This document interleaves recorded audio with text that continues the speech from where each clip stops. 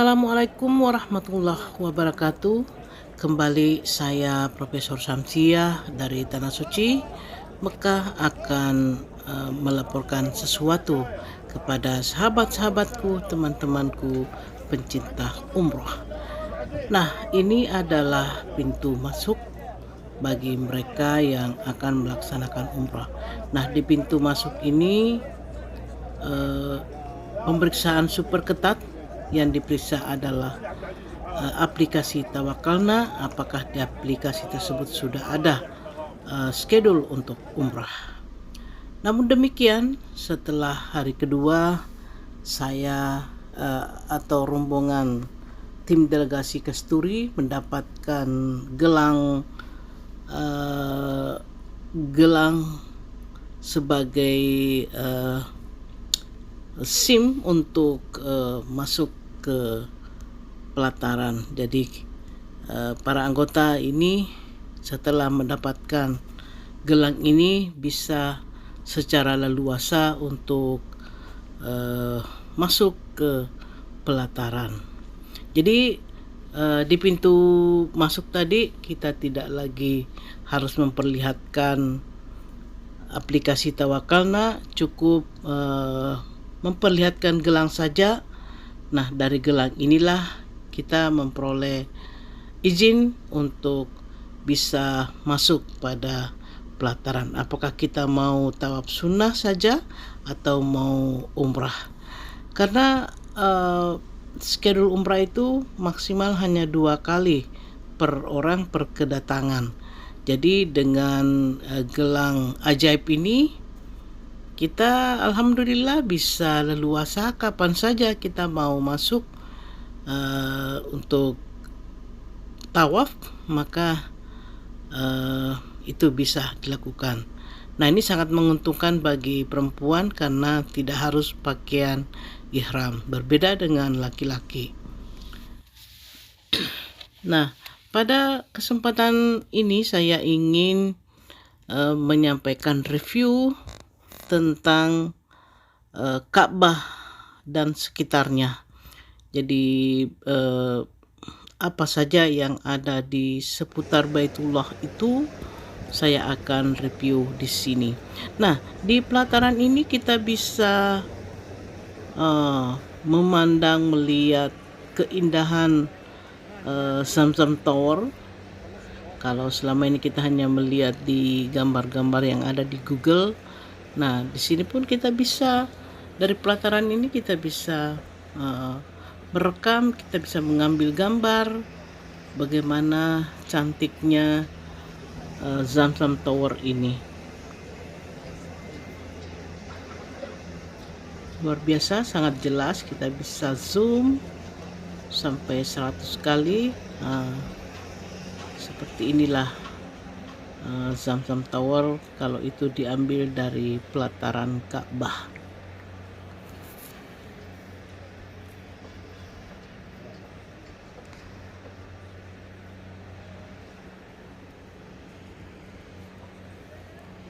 Nah, pada pagi hari tadi setelah saya menyelesaikan tawaf sunnah saya, maka saya mencoba untuk membuat rekaman apa saja yang bisa saya tunjukkan kepada bapak-bapak, ibu-ibu sekalian, sahabat-sahabatku, apa yang bisa dilihat dari dekat di seputar Ka'bah atau seputar Baitullah itu. Nah, ini adalah makam Ibrahim, dan ini adalah pintu Ka'bah, dan di samping kanannya adalah multazam antara pintu Ka'bah dengan Hajar Aswad. Disitulah multazam. Nah, di sini saya bisa berdiri berlama-lama, berdoa sepuas-puasnya, karena saya persis berdiri di pembatas itu. Tidak ada halangan bagi saya untuk bisa berdoa persis di depan multazam. Nah, yang Bapak Ibu sekalian yang bisa kita lihat di dalam adalah para jemaah yang memiliki halangan-halangan seperti pemakai kursi roda, seperti orang tua, seperti orang sakit. Areal ini diperuntukkan untuk mereka-mereka yang memiliki keterbatasan. Namun seringkali juga ya namanya petugas sering memberikan izin juga kepada jemaah yang kebetulan mendapat keberuntungan sama dengan saya 2 hari yang lalu. Saya diberikan izin untuk masuk. Alhamdulillah bisa tawaf dalam jarak yang sangat dekat dengan Ka'bah. Karena konon ya, semakin dekat kita dengan Ka'bah, maka magnet dari Ka'bah itu akan semakin kuat pada diri kita, sehingga kita selalu merindukan Baitullah, kita selalu rindu akan kembali lagi menziarahi Baitullah. Itulah sebabnya dari dulu saya kalau tawaf tidak sah rasanya kalau saya tidak mendekat pada Ka'bah. Yang penting pada saat tawaf jangan sekali-sekali menyentuh bagian Ka'bah, karena itu nanti tawafnya tidak sah. Nah, ini adalah wilayah apa ini? Jadi antara Hijr Ismail dengan Rukun Yamani. Ya, itu kita lihat di sana dijaga ketat Rukun Yamani. Nah, kadangkala kalau waktu musim haji banyak jemaah terkecoh ya, dianggap itu adalah Hajar Aswad ya. Karena menganggap Hajar Aswad ya dicium juga ya, padahal ini hanyalah Rukun Yamani. Nah, dari sinilah kita mulai membaca doa Rabbana atina fid dunya hasanah wa fil akhirati hasanah wa qina adzabannar wa adkhilnal jannata ma'al abrar ya aziz ya ghaffar ya rabbal alamin, sampai pada Hajar Aswad.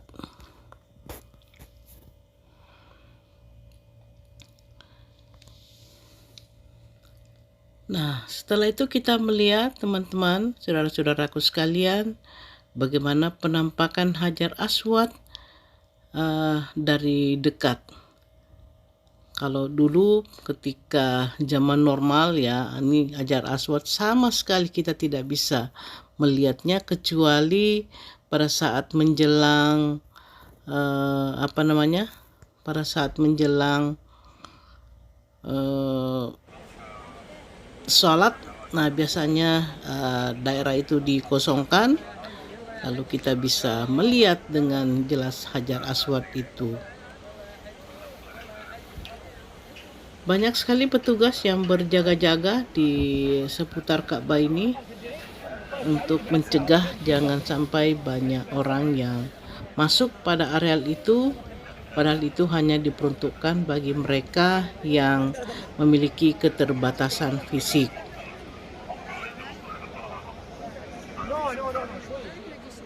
Ini adalah makam Ibrahim.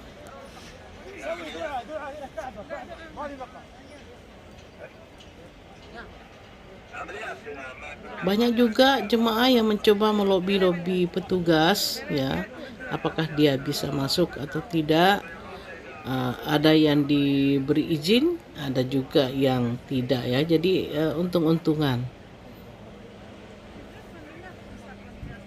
Nah, di sini tempatnya orang berselfie ria ya, karena memang penampakan Ka'bah sangat cantik kalau di wilayah ini.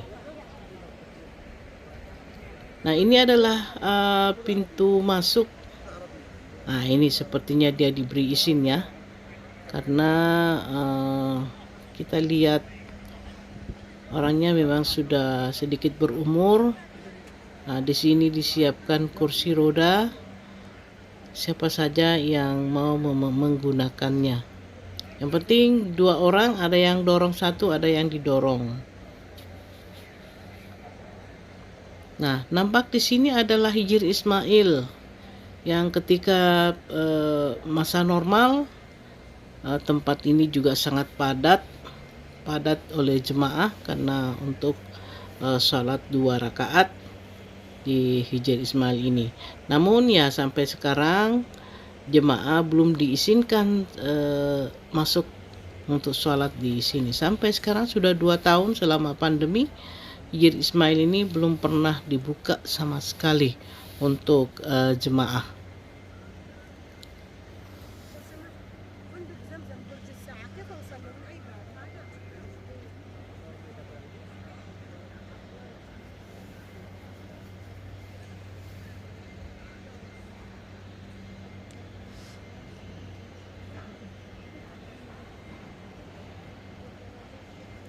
Jadi saudara-saudara sekalian, pada saat sekarang ini memang jemaah yang datang berumrah yang bisa tawaf di sini memang lumayan sedikit ya, tidak terlalu banyak seperti pada masa-masa normal ya, karena itu tadi adanya pembatasan.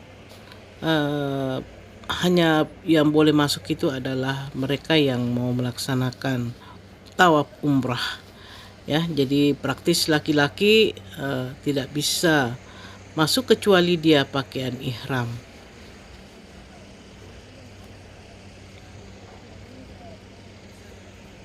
Nah, bagi mereka yang sudah punya kursi roda dari luar, ini bisa langsung lewat pintu ini. Kalau yang tadi adalah mereka yang belum memiliki kursi roda, di pintu tadi itu disiapkan kursi roda.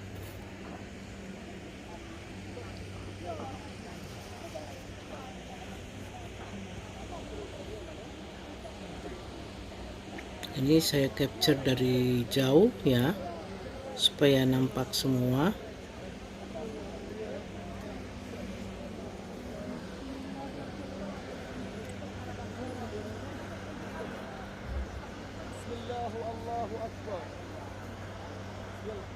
Nah, di sini kita bisa zoom lagi Hajar Aswad. Kalau 2 hari yang lalu saya bisa masuk ke dalam ya, diberikan izin, tetapi sengaja saya tidak mau masuk karena saya mau merekam ya bagaimana view kalau kita dari luar dan memantau semua apa yang ada di sekeliling Ka'bah itu. Nah, kita lihat ini adalah Hajar Aswad, jelas sekali ya. Nah, semakin kita zoom, semakin dekat, maka apa yang ada di dalamnya itu semakin nyata ya.